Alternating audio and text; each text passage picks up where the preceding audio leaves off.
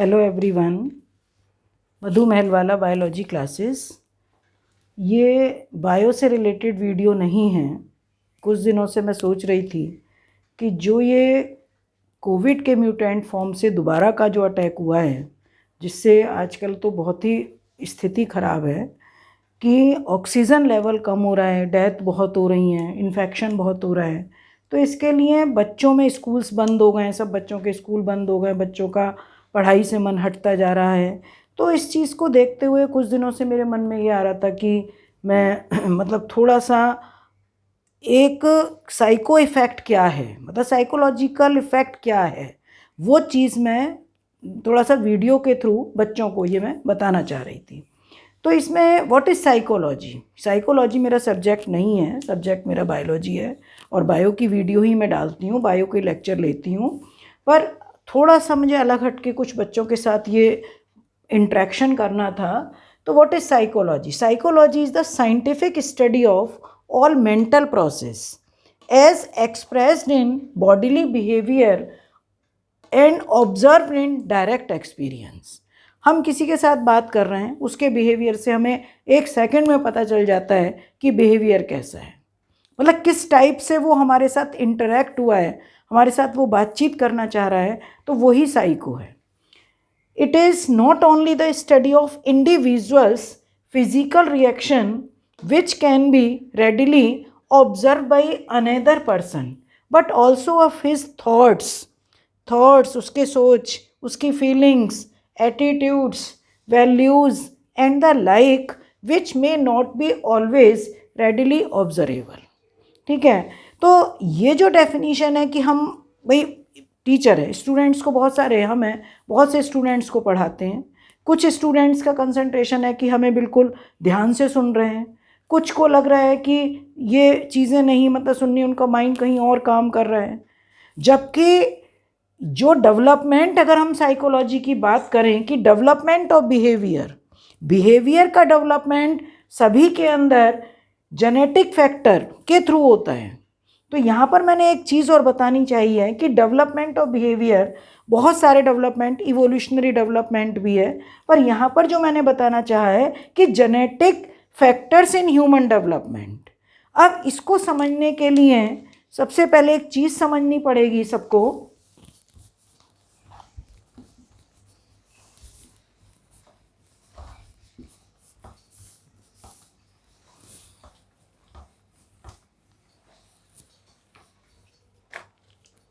Human has 46 chromosome. 40 मतलब human has का मतलब ह्यूमन बॉडी सेल, हमारी एक बॉडी की सेल में 46 chromosomes. 46 chromosome means 22 pairs autosomes, 22 pair autosomes and 23rd pair वो sex chromosome.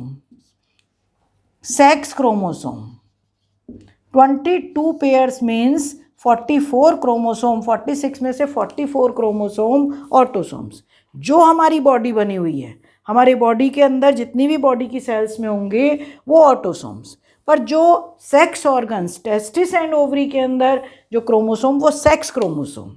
23rd pair means 45th and 46 chromosome वो sex chromosome. तो बिहेवियर का डेवलपमेंट इसका मतलब क्या है। सेक्स क्रोमोसोम अगर हम मेल्स के केस में कहें, ऑटोसोम मेल फीमेल दोनों में सेम है, तो मेल्स के केस में कहें 44 + XY, और फीमेल्स के केस में अगर हम बात कर रहे हैं तो 44 + XX, 44 + XX। वाई की वजह से इनमें मतलब जो वाई क्रोमोसोम है, वाई क्रोमोसोम पर जीन्स जो होती हैं वो मेलनेस की जीन्स होती हैं। मैं बहुत ज़्यादा डिटेल में नहीं पहुंचना चाह रही क्योंकि मैं अपने सब्जेक्ट से रिलेटेड नहीं बता रही हूँ। वाई जीन है तो इसमें मेल के अंदर मेलनेस कैरेक्टर उसी टाइप के, मतलब जैसे बियर्ड मुस्टैचिस का आना है, आवाज़ का एकदम तेज़ी से भारी होना है, बॉडी की मसल्स का डेवलपमेंट ज़्यादा होना है। फीमेल में XX क्रोमोसोम है तो फीमेलनेस का मतलब हम ये कहते हैं आवाज़ में एक पर्टिकुलर टीनेजर्स के बाद आवाज़ में मधुरता आना, या हम थोड़ा सॉफ्टली बोलते हैं, रूडली नहीं बोलते हैं। तो इस तरीके से और जो ग्रोथ एंड डेवलपमेंट वो सारी चीज़ें हैं। अब ये सब चीज़ तो ठीक है कि मेल में मेलनेस कैरेक्टर, फीमेल में फीमेलनेस कैरेक्टर, पर बिहेवियर से क्या मतलब है यहाँ पर कि जीन्स जो होती हैं, genes present on chromosome, genes present on chromosome, एक एक क्रोमोसोम के ऊपर 20,000 से 30,000 जीन है। और हम लोगों का जितना भी बॉडी करेक्टर है, मान लिया हमारे खुद के बॉडी के ऊपर करेक्ट, मतलब बॉडी के खुद के जैसे आइज़ हैं, आइज़ छोटी आइज़ हैं, बड़ी आइज़ हैं, या हम कहते हैं ब्लैक आइज़ हैं, ब्राउन आइज़ हैं, ब्लू आइज़ हैं, हेयर किस टाइप के है, कर्ली हेयर, सबकी जीन्स हमारी बॉडी के अंदर हैं, वही करेक्टर अपीयर होते हैं। तो यहाँ पर केवल मैं तुम्हें ये बताना चाह रही हूँ कि जो जीन्स होती हैं, ये जीन्स ही कैरेक्टर्स को शो करती है। कैरेक्टर्स क्या हैं? वन जीन वन एंजाइम, ये सोचो, जो हमारा करेक्टर भी है वो भी जेनेटिकली बनता है। वन जीन, एक जीन से एक एंजाइम बना, वन एंजाइम, और उससे ही सॉरी, वन कैरेक्टर बना।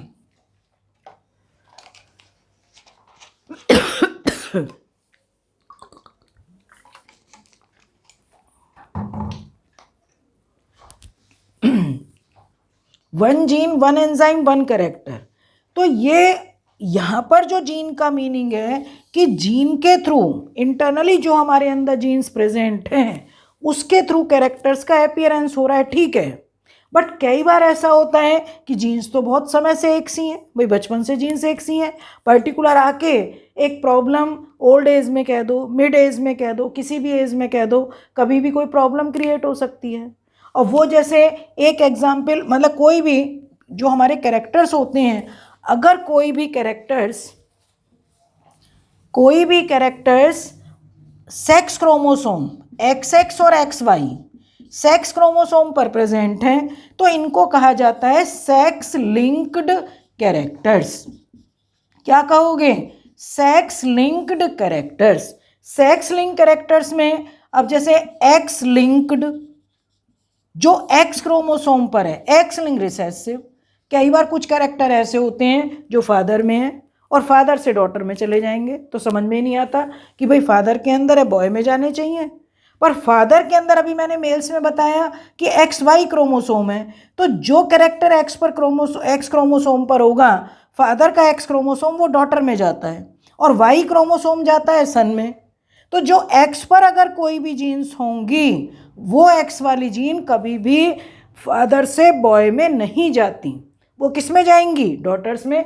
फॉर एग्जाम्पल हीमोफीलिया है, जिसमें ब्लड की क्लॉटिंग नहीं होती, बाय बर्थ ये डिजीज़ होती है, ब्लड की क्लॉटिंग ही नहीं होती, तो इसकी जीन्स फादर के अंदर अगर हैं XHY तो वो किस में जाएंगी? डॉटर के अंदर। भले ही डॉटर में 2 एक्स क्रोमोसोम है, एक मदर से आता है, एक फादर से आता है, तभी तो डॉटर्स के अंदर फादर के भी कैरेक्टर आ जाते हैं। मतलब फादर के कैरेक्टर का मतलब उनका फिजिकल एक्सप्रेशन है, सब चीज़ है, उनका फेस है, और बाकी वो और भी चीज़ें कैरेक्टर्स हो सकते हैं। वाई लिंक जीन को छोड़ के, जो वाई पर लिंक कैरेक्टर होती है मेलनेस की, उनको छोड़ के बाकी, क्योंकि एक एक्स क्रोमोसोम फादर से आया तो वो भी हो सकता है। तो कहने का मतलब है कि एक एक्स क्रोमोसोम पर अगर वो फादर से आया है पर दूसरा क्रोमोसोम ये एक्स लिंक रिसेसिव, तो रिसेसिव जीन होने की वजह से ये अपीयर नहीं होगा, उसके अंदर उसमें रहेगा। फादर के अंदर कैरेक्टर था, डॉटर के अंदर हिडन हो गया, जब इसका सन होगा, मतलब इसका सन, ये सन में जाएगा, इसके बेटे में जाएगा, तब वहाँ जाकर ये कैरेक्टर अपीयर हो जाएगा। तो कुछ कैरेक्टर ऐसे होते हैं जो जेनेटिक होते हैं, x link recessive, x link dominant. कभी सोचा भी नहीं होगा कि एक्स लिंक डोमिनेंट में डिफेक्टेड इनेमल, बर्थ हो रहा है, इनेमल डिफेक्टेड है, बच्चे को जरा भी दूध भी पिएगा वो दूध भी लगता है, तो इसका मतलब डेवलपमेंट, और उसकी वजह से वो जेनेटिक की वजह से उसके बिहेवियर में चेंज, वो रोएगा, मतलब किस तरीके से, या धीरे धीरे उसकी अगर डेवलपमेंट भी हो रहा है तो बाद तक भी उसको प्रॉब्लम रहेगी। और भी बहुत सारी प्रॉब्लम है। अब जैसे मान लिया कोई बहुत बंदा कभी किसी ज़माने में कोई बहुत इंटेलिजेंट था, अब इन जीन का इफेक्ट एनवायरमेंट से पड़ा, जेनेटिक, मतलब जैसे कहते हैं ना कि क्रोमोसोम एंड इट्स बिहेवियर, कि ठीक है हमारा एनवायरमेंट से रिलेशन भी बहुत है, हमारा सराउंडिंग कैसा है उससे भी बहुत फर्क पड़ता है। डार्विन की थ्योरी है इफेक्ट ऑफ एनवायरमेंट। तो वो एनवायरनमेंट, ये थोड़ी कि जीन्स खराब होंगी, जीन्स तो वही चल रही थी शुरू से, जीन्स वो चल रही थी। अभी हमारा एनवायरनमेंट खराब हो गया तो वो हमारे अंदर कैरेक्टर्स अपीयर होने लगे। कई बार ऐसा होता है एनवायरनमेंट इस तरीके से मिलता है, सराउंडिंग एनवायरनमेंट से, और हम अपनी बात किसी से कह नहीं सकते, तो वो एक कंडीशन कई बार उभर के, आजकल बहुत ज़्यादा ये कंडीशन आ रही है, इसको बोला जाता है शीजियोफ्रीनिया। मतलब शीजियोफ्रीनिया एक हेल्यूसिनेशन इफेक्ट है। हेल्यूसिनेशन इफेक्ट माइंड में, अब वो नॉर्मल था बंदा किस समय, मतलब एक नॉर्मल बंदा होता है, होशियार बंदा होता है, और एनवायरनमेंट का फ़र्क पड़ा तो जीन्स पे तो कोई फ़र्क नहीं पड़ा, जीन्स के बिहेवियर में चेंज आ जाता है। मतलब वो चीज़, एक्टिविटी, माइंड जो है, मतलब जीन्स बिहेवियर भी नहीं कहोगे यहाँ पर, जीन्स वही है, सब कुछ वही है, पर हार्मोनल, उन जीन्स की वजह से जो हार्मोनल चेंज है, इफेक्ट ऑफ एनवायरनमेंट पड़ा, उसकी वजह से जो हार्मोनल चेंज हुआ, हार्मोन की वजह से सिक्रीशन चेंज हुआ, और ये कंडीशन अपीयर हो गई। तो वो सारा कहने का हमारा, बहुत सारी चीज़ें हैं। अब हम ये कह दें एनिमल्स के केस में मेटिंग है, ब्रीडिंग है, एक कंडीशन एक समय होता है बहुत ज़्यादा होती है, एक इसमें ऐसा टाइम होता है वो बहुत कम होती है। तो ये सब जेनेटिक है। बिहेवियर क्या है? दूसरी चीज़, अब ट्विंस की बात कर लो ह्यूमंस के केस में। अगर हम ह्यूमंस के केस में, मतलब इसमें जो मैं अभी ट्विंस की बात बताऊंगी, पर मैंने जो ये तुम्हें चीज़ बताई, ये बहुत सारी चीज़ें हैं।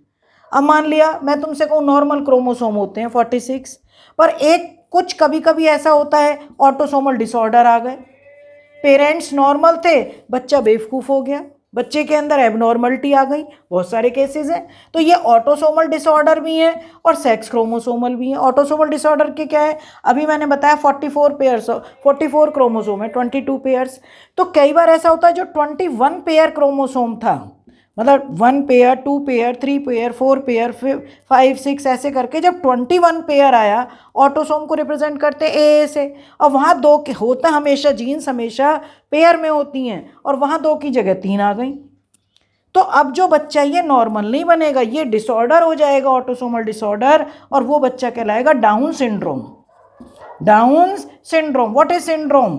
मल्टीपल इफेक्ट, एक ही जीन के बढ़ने से उसके अंदर जो मल्टीपल इफेक्ट आए, एबनॉर्मल होगा, माइंड का डेवलपमेंट नहीं होगा, शॉर्ट स्टेचर होंगे, हाथ पैर बिल्कुल छोटे छोटे होंगे, लिप्स मोटी होगी, टंग मोटी होगी, मतलब बहुत सारे ऐसे कैरेक्टरिस्टिक, माथा ऊंचा होगा मंगोलियन की तरह, इसलिए इसको मंगोलियन इडियोसी भी बोलते हैं। और 21 ट्राइसोमी, 21 पर 2 की जगह 3 क्रोमोसोम, बहुत सारे हैं। हम तो बायो में बहुत सारे पढ़ाते हैं, एडवर्ड सिंड्रोम, टर्नर सिंड्रोम, बहुत सारे सिंड्रोम पढ़ाते हैं, क्लिनफेल्टर सिंड्रोम। तो ये मेरा बस थोड़ा सा तुम्हें बताने का ये था कि बिहेवियर में चेंज, ये जो इस तरीके की कंडीशंस आ रही हैं, बहुत सारे बच्चों के बिहेवियर में जो चेंज हो रहा है, कि वो एक चीज़ अलग हट, पढ़ाई से मन हटना, घर में बिहेवियर में चेंज, वो सारी चीज़ें जो हो रही हैं वो एनवायरनमेंट का इफ़ेक्ट है। जीन्स उनकी जैसी थी वो वैसे ही हैं, जीन्स पे कोई फ़र्क नहीं है, पर इफ़ेक्ट ऑफ एनवायरनमेंट। तो इसलिए हम लोगों का बच्चों से कैसा बिहेवियर होना चाहिए, बड़ों का, उनको अपने माइंड को सेट रखना चाहिए, तो वो चीज़ यहाँ पर साइकोलॉजी। अभी मैं ट्विंस की बात कर रही थी, अब ट्विंस होते हैं, तो ट्विंस के केस में कई बार ऐसा होता है, ये ट्विंस 3 टाइप के हैं। एक तो मैटरनल ट्विंस, एक होते हैं फ्रेटर्नल ट्विंस, और एक होते हैं साइमीज ट्विंस। ये साइमीज ट्विंस, मैटरनल ट्विंस का मतलब मोनोजाइगोटिक, एक ही जाइगोट, ओवा है, स्पर्म है, फ्यूजन हुआ, एक जाइगोट हुआ, जाइगोट में डेवलपमेंट से बेबी बनता है, ये सभी को मालूम होगा। पर जाइगोट में सबसे पहले जो एम्ब्रियोनिक डेवलपमेंट की स्टेजेस होती हैं, कि क्लीवेज हुआ, मॉरूला है, ब्लास्टुला है, गैस्ट्रुला है, फिर बेबी का डेवलपमेंट होगा। तो वो जो सीरीज चलती है, कई बार ऐसा हुआ पहला डेवलपमेंट हुआ जिसको क्लीवेज बोला जाता है, ये होलोब्लास्टिक क्लीवेज, कंप्लीट क्लीवेज हुआ, और ये जो जाइगोट है वो 2 ब्लास्टोमियर्स, इनको ब्लास्टोमियर्स बोला जाता है, 2 में डिवाइड हो गया, और ह्यूमन के केस में या मैमल्स के केस में ये कैपेबिलिटी होती है कि जितने पार्ट्स में डिवाइड होगा सबसे अलग अलग बेबी, पूरा प्रॉपर बेबी, कंप्लीट बेबी इनके अंदर बनेगा। तो एक जाइगोट के 2 बेबी हैं, ये दोनों एक ही सेक्स के होंगे, चाहे तो दोनों ये बॉयज़ होंगे और चाहे दोनों गर्ल्स होंगी। डाइजाइगोटिक ट्विंस का मतलब जब एक ही मंथ में 2 ओवा प्रोड्यूस होते हैं फीमेल्स की बॉडी में और 2 स्पर्म के साथ फ्यूज़न होगा तो 2 जाइगोट बनेंगे, 2 प्लेसेंटा अलग अलग बनेंगे, 2 बेबी का डेवलपमेंट होगा। जैसे नॉर्मल भाई बहन साइमीज ट्विंस होते हैं, ये बिल्कुल उनकी तरह सेपरेट होते हैं। ये दोनों भाई भी हो सकते हैं, दोनों बहनें भी हो सकती हैं और एक बहन भी हो सकता है। वो डिपेंड करता है कि स्पर्म का क्रोमोसोम, जो मैंने अभी थोड़ी देर पहले बताया था कि मेल्स के केस में XY, 50% स्पर्म में X, 50% Y। अगर X वाला इसके साथ फ्यूज़न करेगा तो XX गर्ल चाइल्ड, अगर Y वाला फ्यूज़न करेगा तो क्या बनेगा XY मेल चाइल्ड। तो इस तरीके से वो डिपेंड करता है कि फ्रेटर्नल ट्विंस कौन से हैं। साइमीज ट्विंस वो होते हैं कि 2, अभी मैंने बताया मोनोजाइगोटिक ट्विंस का, कि बाई चांस कई बार ऐसा होता है किसी की बॉडी में कि ट्विंस बनने का थोड़ा सा होता है कि वो ट्विंस बनते हैं, पर किसी किसी में होता है कि जाइगोट में पहला डिवीज़न अभी स्टार्ट ही हुआ था और स्टार्ट होते होते रुक गया। जहाँ तक डिवीज़न हुआ, ये जहाँ तक डिवीज़न हुआ तो 2 जाइगोट सेपरेट नहीं हो पाए। जहाँ तक डिवीज़न हुआ वहाँ तो दोनों बेबी के अलग अलग पार्ट्स होंगे, और नहीं तो कहीं ना कहीं से कई बार ऐसा होता है पूरा का पूरा डिवीज़न हो जाता है, बीच का नहीं रुक जाता, तो वो बच्चे कहीं ना कहीं से एक दूसरे से जुड़े रहते हैं, चाहे वो अपनी बैक से जुड़े हुए हों, चाहे वो कहीं से भी। दोनों का कई बार हार्ट एक होता है तो डॉक्टर जो है एक में हार्ट डाल के दूसरे को, मतलब दूसरा तो डैडी हो जाएगी बॉडी, तो वो साइमीज ट्विंस होते हैं। होंगे दोनों कैसे, मोनोजाइगोटिक हैं एक ही जाइगोट के, या तो दोनों बॉयज़ होंगे या दोनों गर्ल्स होंगे। तो कहने का मेरा मतलब है, मैं इसमें तुम्हें जेनेटिक बिहेवियर वाले में ये चीज़ बताना यहाँ पर चाह रही थी कि इसका जो मतलब जेनेटिक्स का भी साइकोलॉजी में बहुत ज़्यादा इफ़ेक्ट है। ठीक है बेटा, ओके, बस इसमें यही है। Okay, thank you.